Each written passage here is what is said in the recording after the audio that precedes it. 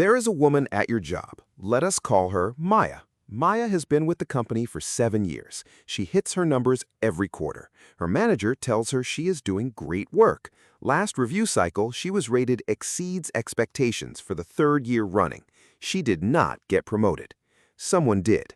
His results were average. He had been in the role for 4 years. He plays golf with 2 people who sit in the room.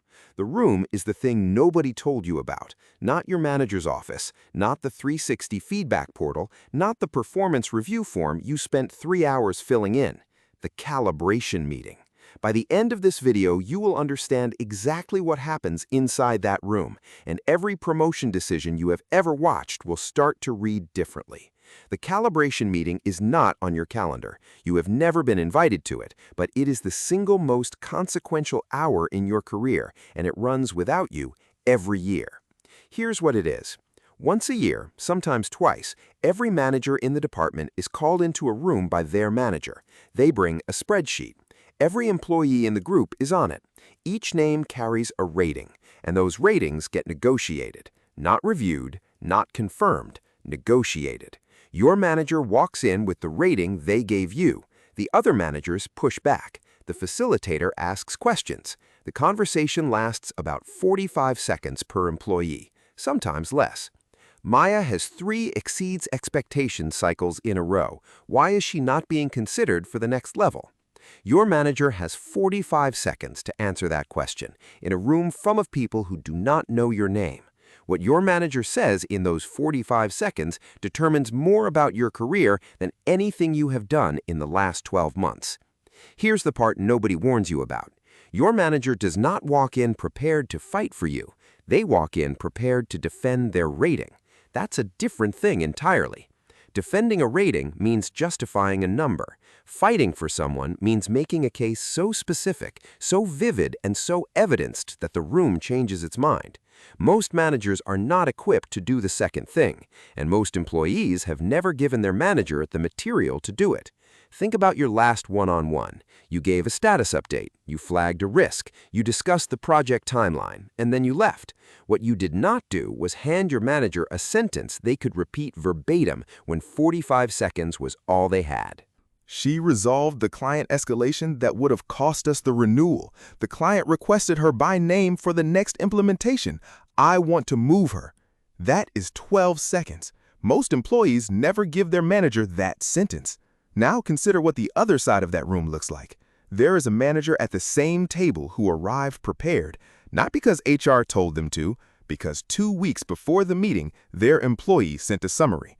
Not a self-promotion, 2 paragraphs. 3 outcomes with numbers attached, 1 sentence naming what they wanted next.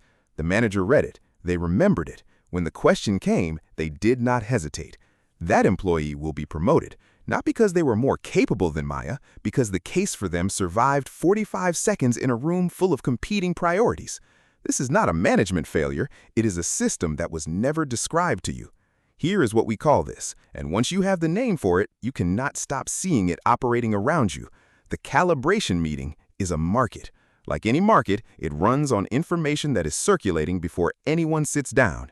The managers who arrive with the clearest, most specific cases walk out with the outcomes they came for. The managers who arrive unprepared defer to the room. When a manager defers, the employee's rating moves down, not up. Nobody votes to protect a name they cannot remember. Your promotion was not decided by your results. It was decided by how clearly your results were represented in a room you were not permitted to enter. The people who advance faster in organizations are not always better performers. They are performers whose work is specific enough, visible enough, and confidently enough advocated that a manager can represent them in 45 seconds without hesitating. This is not office politics. It is not manipulation. It is information flow. The system does not surface the best work. It surfaces the most legible work. Maya did not fail. She did not lose her promotion because she was incapable. She lost it because the case for her promotion was not ready to survive 45 seconds in a room full of competing managers with competing agendas. You have done everything right. You delivered. You stayed. You improved each year. The system never told you that delivery alone does not travel. Your work does not speak for itself inside the calibration meeting. You have to speak for it before the meeting starts. That means making your results specific, attributable, and repeatable, not in the room, but in every conversation that shapes what your manager carries in with them when they sit down. The calibration meeting has already happened, or it is coming. Either way, you now know what happens inside it.